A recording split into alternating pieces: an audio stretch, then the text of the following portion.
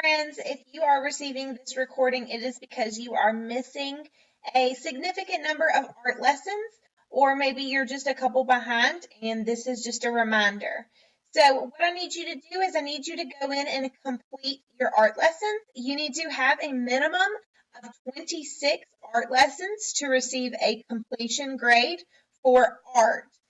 What you can do is you go to your courses, then you can click any of the units you see here, like say shapes and colors. Once you go into your art course and click your unit that you want to complete, it'll load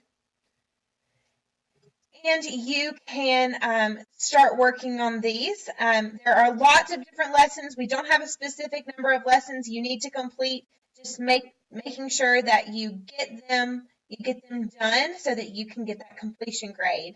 If you have any questions about how to do this or which ones, or maybe you just need a little bit more help, reply back to this email and I will be happy to help you.